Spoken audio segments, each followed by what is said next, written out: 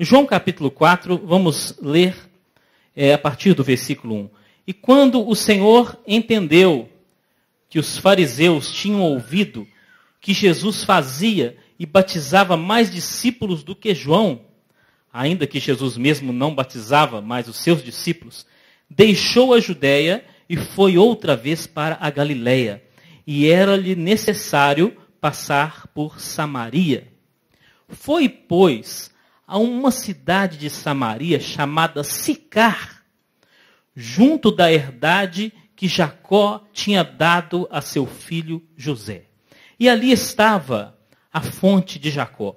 Jesus, pois, cansado do caminho, assentou-se assim junto da fonte. Era isto quase a hora sexta. Veio uma mulher de Samaria tirar água. Disse-lhe Jesus: dá-me de beber. Porque os seus discípulos tinham ido à cidade comprar comida. Disse-lhe, pois, a mulher samaritana: como, sendo tu judeu, me pedes de beber a mim, que sou mulher samaritana? Porque os judeus não se comunicam com os samaritanos. Jesus respondeu e disse-lhe: se tu conheceras o dom de Deus, e quem é o que te diz, dá-me de beber, tu lhe pedirias, e ele te daria água viva. Disse-lhe a mulher: Senhor, tu não tens com o que tirar, e o poço é fundo. Onde, pois, tens a água viva? És tu maior do que o nosso pai Jacó, que nos deu o poço, bebendo ele próprio dele, e os seus filhos e o seu gado? Jesus respondeu e disse-lhe: qualquer que beber desta água tornará a ter sede, mas aquele que beber da água que eu lhe der, nunca terá sede, porque a água que eu lhe der se fará nele uma fonte de água que salte para a vida eterna. Disse-lhe a mulher: Senhor, dá-me dessa água, para que eu não tenha mais sede e não venha aqui tirá-la. Disse-lhe Jesus: vai, chama o teu marido e vem cá. A mulher respondeu e disse: não tenho marido. Disse-lhe Jesus: disseste bem, não tenho marido, porque tiveste 5 maridos, e o que agora tens não é teu marido. Isto disseste com verdade. Disse-lhe a mulher: Senhor, vejo que és profeta. Nossos pais adoraram neste monte, e vós dizeis que é em Jerusalém o lugar onde se deve adorar? Disse-lhe Jesus: mulher, crê-me, que a hora vem, em que nem neste monte, nem em Jerusalém adorareis o Pai. Vós adorais o que não sabeis, nós adoramos o que sabemos, porque a salvação vem dos judeus.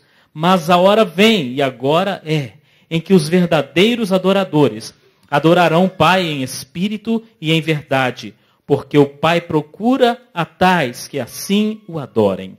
Deus é espírito, e importa que os que o adorem em espírito e em verdade. Vamos orar? Senhor, pedimos que tu fales conosco nesta manhã. Ó Pai, que o teu Espírito Santo se mova neste lugar. Que não seja ministrada aqui uma mensagem minha, mas uma mensagem do Senhor. Uma mensagem que venha do teu coração para o nosso coração. E que esta palavra nos vivifique. Nós te pedimos em nome de Jesus. Amém. Glória a Deus. Bom, Jesus fez uma proposta para a mulher samaritana. A proposta aqui é o quê? A água viva. Então, podemos voltar um pouco e deduzir que, se Jesus está oferecendo água, o ponto de partida deste assunto é a sede. Amém? A sede é o ponto de partida. A sede do ser humano. Então eu queria começar falando sobre esta sede. O pastor Alisson falou aqui de necessidades, né? Então, queria também falar sobre isso. O ser humano tem 3 tipos de necessidade. Por quê? Porque o ser humano é composto de corpo, alma e espírito. Tá?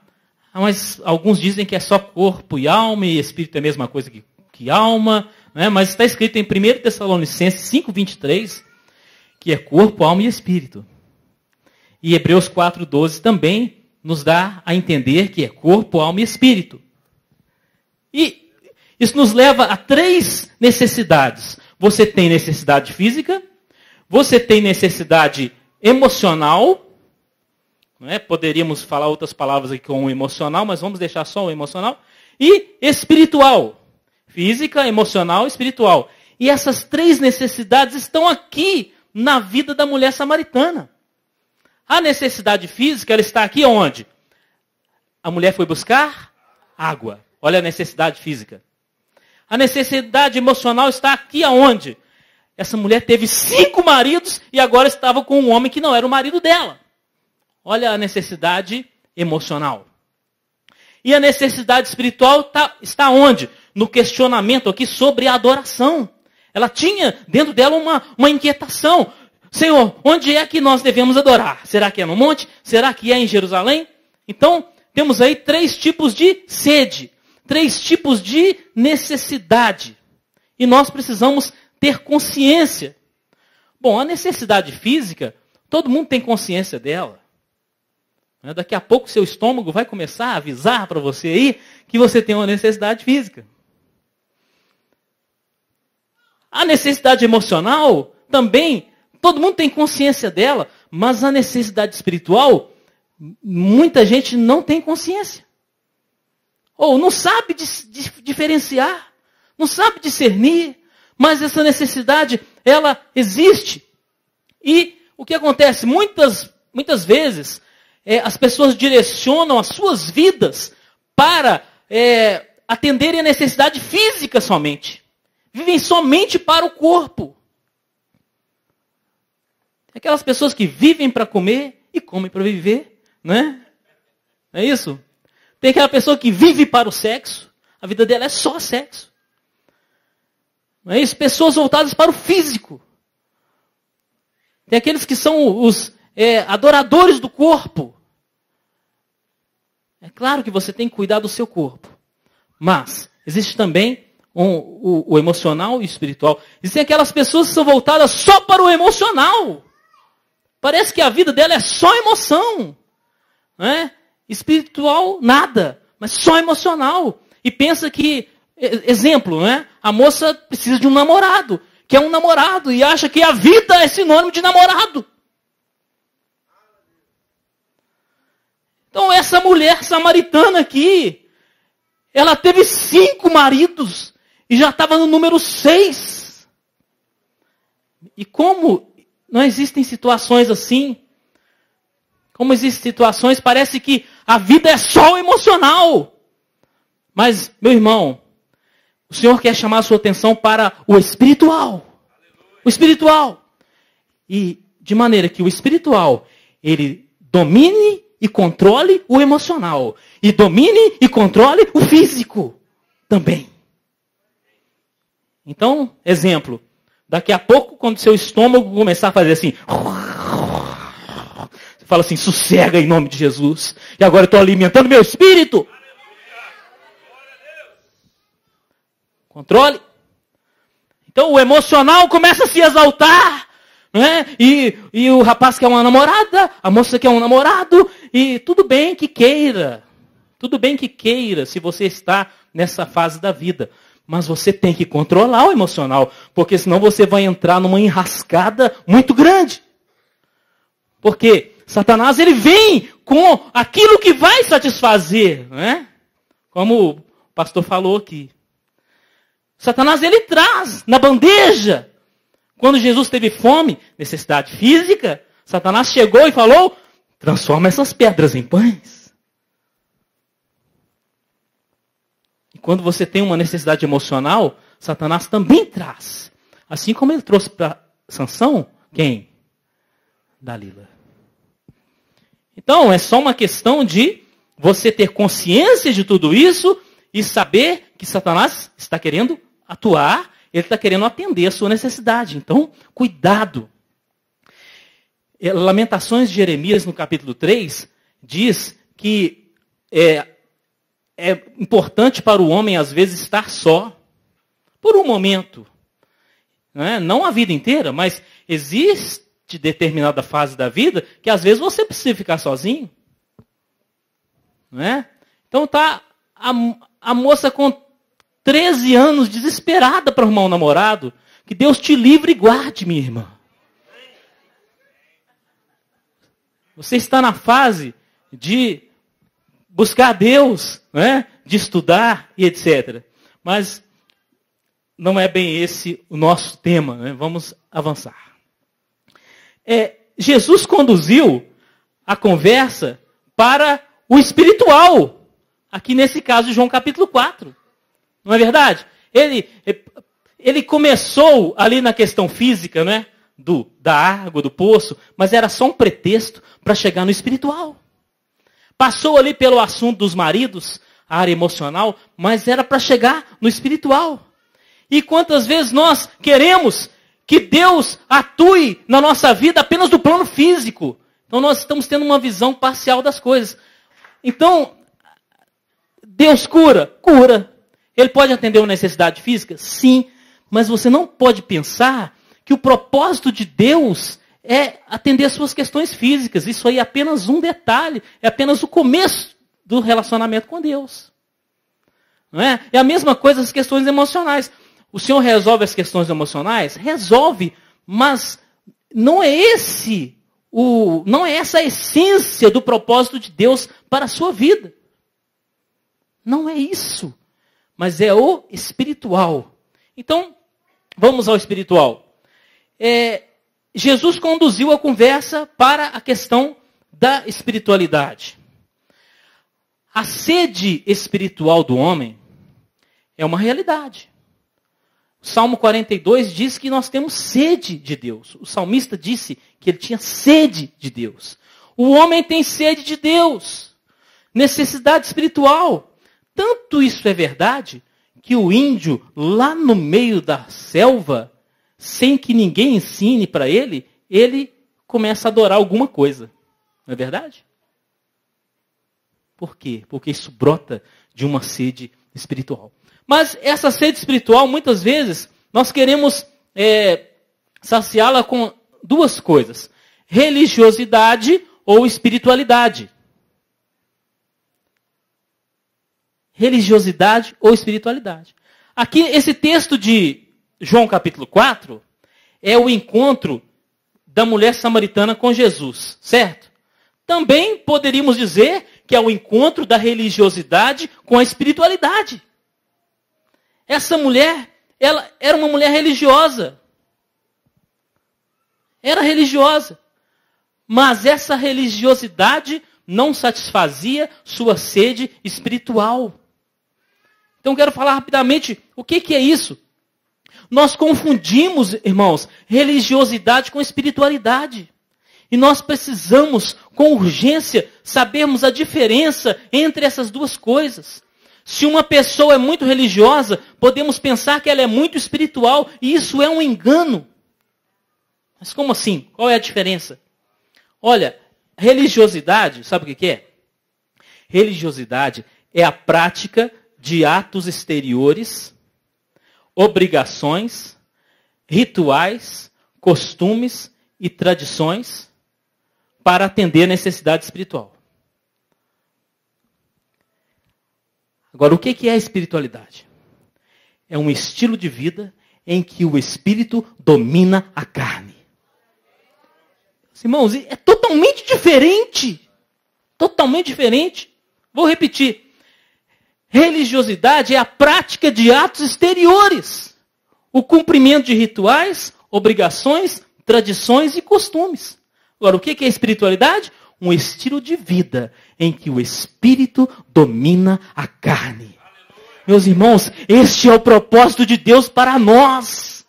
Este é o propósito de Deus. A verdadeira espiritualidade. E o que acontece com a mera religiosidade? Ela pode nos levar a algumas distorções, alguns entendimentos falsos sobre o relacionamento com Deus. Então, vamos exemplificar. A religiosidade nos faz supervalorizar objetos, supervalorizar lugares sagrados. A religiosidade nos faz valorizar gestos, posições físicas. Olha isso aqui, na questão da mulher samaritana, ela estava preocupada com o lugar. Onde que é o lugar da adoração? Será que é no monte? Será que é em Jerusalém? A religiosidade nos faz supervalorizar lugares, objetos. Mas a verdadeira espiritualidade nos faz valorizar as pessoas. Meus irmãos, nós podemos supervalorizar as coisas, os lugares, os gestos religiosos, e se nós desvalorizarmos as pessoas, nós estaremos contra o Evangelho de Jesus Cristo. A verdadeira espiritualidade, ela valoriza o amor a Deus e ao próximo. A religiosidade, ela nos faz pensar que Deus está aqui neste templo, nessa construção aqui de tijolos. Ok? A religiosidade nos faz pensar que Deus está aqui. A espiritualidade me faz pensar que Deus está em mim. É diferente. Então, se você tem um pensamento religioso, você pensa assim, olha, eu estou na igreja, eu não posso falar palavrão. Mas lá na sua casa você fala. Então você é religioso. Ah, eu não posso subir no púlpito de qualquer maneira. Então eu estou aqui. Ah, meu Deus, será que eu estou com a roupa apropriada para subir no púlpito? Meu Deus do céu. Né? A irmã, por exemplo, não, estou com a saia muito curta e tal, não posso subir porque aqui é um lugar sagrado. Minha irmã, o seu corpo tem que ser sagrado. Porque a presença de Deus está em você. Essa consciência é o princípio da verdadeira espiritualidade. Essa consciência. Então, precisamos dessa consciência, de uma mudança de atitude, de tal maneira que nós possamos servir a Deus em todo o tempo e em todos os lugares. Aí está a espiritualidade. Então, vamos servir aqui no templo? É claro que sim. É claro que sim. Vamos adorar a Deus aqui? É claro. Aqui em cima no púlpito? É claro. Vamos fazer o melhor que pudermos? É claro. Mas lá fora também. Porque se for só aqui, é apenas religiosidade. Então, o que Jesus estava tentando levar essa mulher a um nível superior na sua relação com Deus. Então, vou exemplificar rapidamente a questão da religiosidade e da espiritualidade. Por exemplo, eu comparo a religiosidade com a frequência à escola. Quantos aqui frequentam uma escola? Deixa eu ver. Acho que temos poucos estudantes aqui hoje. Então, comparo isso com religiosidade. Agora, você está interessado mesmo em aprender? Comparo isso com a espiritualidade. Porque frequentar, você pode estar frequentando porque alguém mandou. Você pode estar frequentando porque é obrigado. Agora, o que tem no seu coração? Você gosta? Você quer aquilo? Você deseja? Então, isso aí eu comparo com a espiritualidade. Vou comparar também a religiosidade com as tarefas domésticas que uma esposa faz.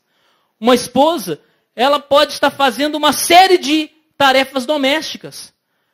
Isso é comparável à religiosidade. Mas o que seria comparável à espiritualidade? O amor da esposa pelo seu marido. Então, veja que as tarefas executadas, elas são importantes? São, mas se não tiver o amor, elas não valem nada. Então, assim, tudo que nós fazemos para Deus pode ser inútil se não tiver o verdadeiro amor ao Senhor, a verdadeira espiritualidade. Então, qual é o problema da mera religiosidade que muitas vezes praticamos. A religiosidade produz em nós um falso sentimento de dever cumprido. Isso é um perigo. Porque nós fazemos isso para Deus, quase nada, e ficamos satisfeitos. Não sei se você já falou isso, ou se ouviu alguém dizer, eu vou logo à igreja no domingo de manhã que eu já fico livre. Não, aqui ninguém falou isso, né? Só na Inglaterra, né? E o pessoal de Londres costuma falar essas coisas.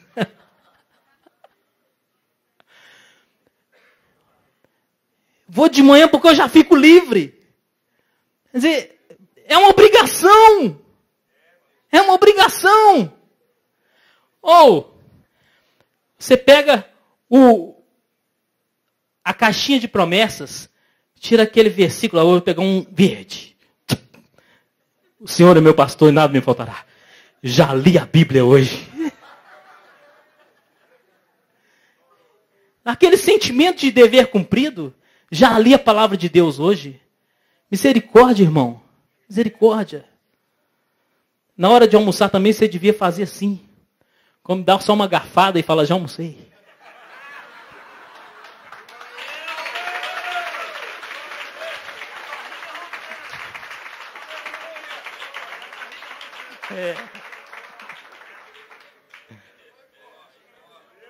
Não é? Se nós nos alimentássemos fisicamente igual alimentamos o nosso espírito, nós já estaríamos mortos há muito tempo. Então, precisamos descobrir a verdadeira espiritualidade. Ou então, outro exemplo. Já dei o meu dízimo, então agora eu não preciso ajudar o meu irmão. Né? Alguém vai te pedir uma ajuda, você fala assim, procura a igreja, eu já dei o dízimo.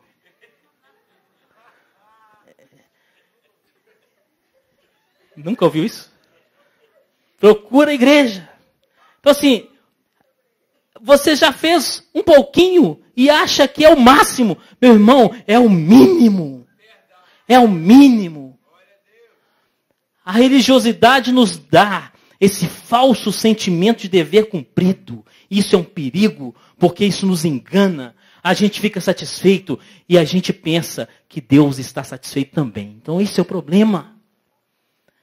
A gente pensa que Deus está satisfeito e que Deus está tão satisfeito que Ele nem quer mais uma vida de santidade.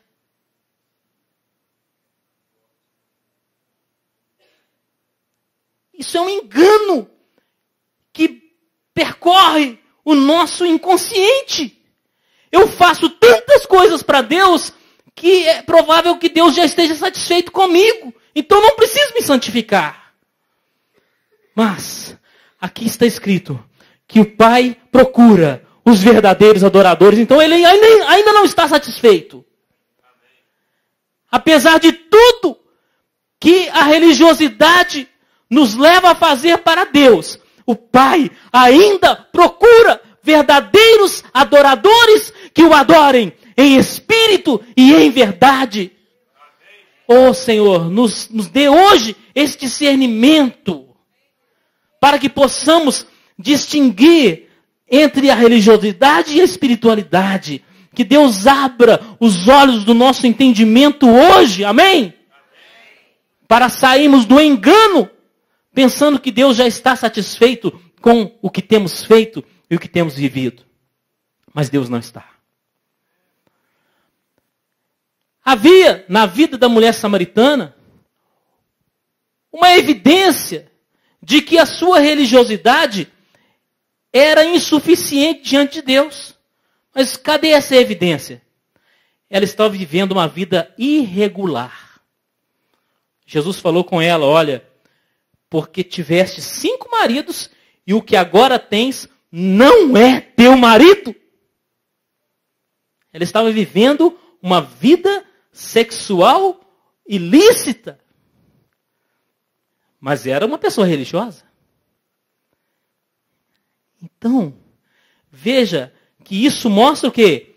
A ausência da verdadeira espiritualidade. Por quê? Mostra que o espírito não está dominando a carne. A carne está dominando, apesar da vida religiosa. Veja bem, vamos ilustrar aqui rapidamente esses dois conceitos. A religiosidade, ela pode aqui ser representada pelo pai Jacó. O Jacó morto.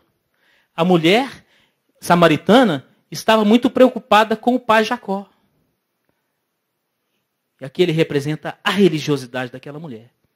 Mas a espiritualidade aqui é representada pelo Cristo vivo que estava ali diante dela. E quantas pessoas estão focalizando outros nomes? Mortos. Pessoas que não podem fazer nada por elas. Mas essas pessoas estão focalizando. É o santo A, o santo B, o santo C, o santo D, o espírito fulano de tal, o guia. Mas a palavra de Deus, ela nos convoca a focalizarmos o Cristo vivo que está entre nós. Olha, a religiosidade aqui, ela pode ser representada pelo poço, o poço de Jacó. Mas nós temos a fonte de água viva que Jesus oferece. O poço e a fonte. O poço, ele requer o quê? Esforço humano. Esforço. Você tem que jogar o balde. Não é? Você tem que puxar a corda. Carregar aquele peso. É difícil. A religiosidade é assim. É um trabalho, muitas vezes difícil. Um esforço humano para agradar a Deus. Mas e a fonte? Como que é? Olha aí, João 4,14. Mas aquele que beber da água que eu lhe der, nunca terá sede, porque a água que eu lhe der, se fará nele uma fonte de água, que salte para a vida eterna. Meu irmão, essa fonte não precisa jogar o balde, a água salta! Água viva! Isso é espiritualidade! É diferente! Uma vida de poço é aquela vida que precisa de muito esforço da sua parte e esforço daqueles que te rodeiam. Irmão, vamos ler a Bíblia, irmão. Lê a Bíblia, irmão. Irmão, pelo amor de Deus, faz uma oração. Irmão, levanta a mão, irmão. Agora ajoelha, fica em pé, dá um pulo. É muito esforço. Mas quando você tem uma fonte de água viva dentro de você, não precisa ninguém ficar mandando, porque você faz tudo isso espontaneamente.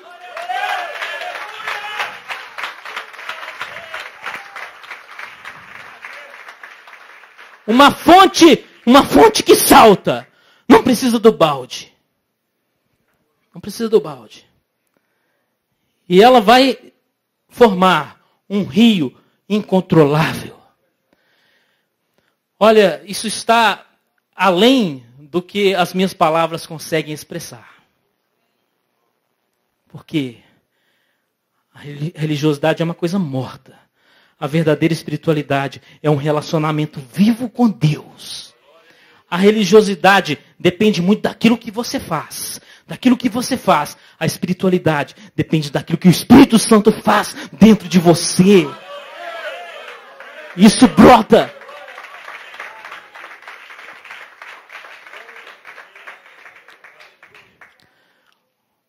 Olha, a água do poço pode ser boa. Mas a água que Jesus oferece é melhor. Jesus, ele não criticou a religião da mulher samaritana, né? Ele não falou, a sua religião é péssima. Não, eu também não vou falar isso a respeito da sua religião. Pode ter aqui entre nós pessoas que não são evangélicas, que professam outras religiões. Eu vou falar que a sua religião é ruim? Não! Mas eu vou te falar que Jesus é melhor. Aquela mulher, ela tinha muitos valores bons na sua religião, mas ela precisava o quê? De Jesus. De Jesus. Então, nesse momento aqui, ela teve o quê? um encontro com Jesus. E veja bem, Jesus, ele era a personificação da verdadeira espiritualidade. Então, ele mostrou aqui que ele estava ultrapassando os limites da religião. Aqui em vários pontos nós observamos isso.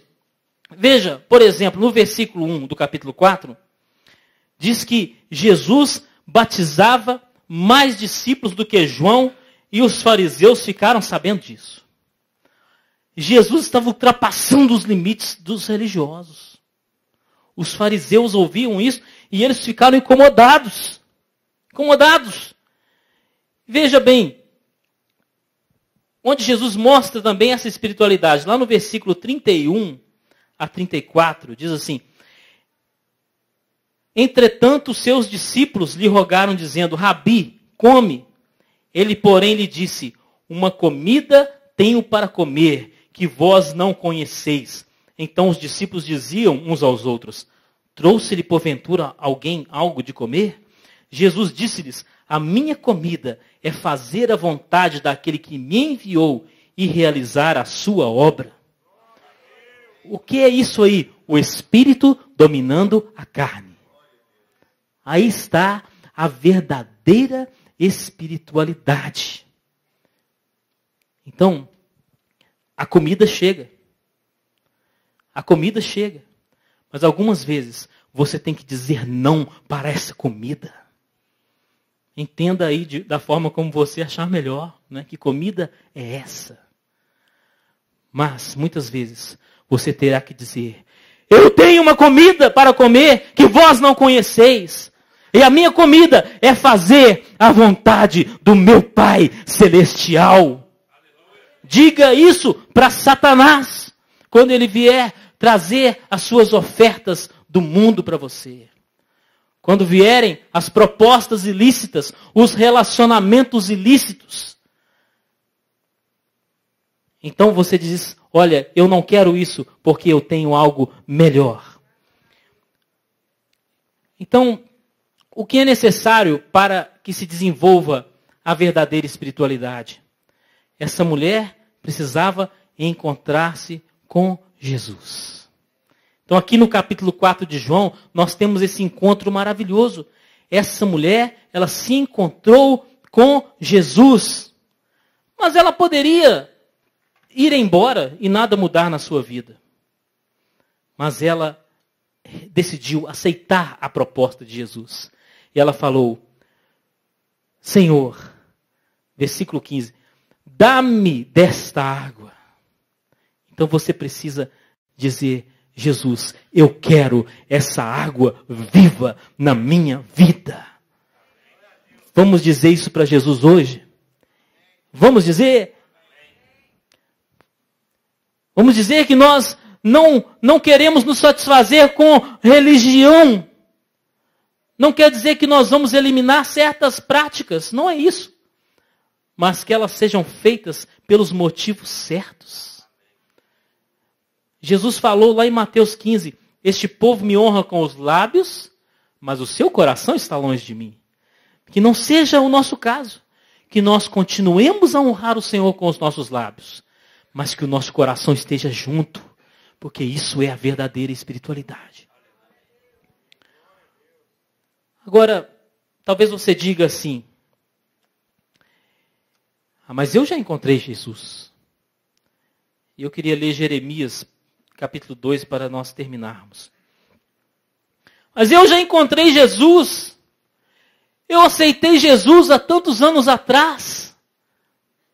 Mas talvez hoje você se sinta sedento. Você se sinta insatisfeito.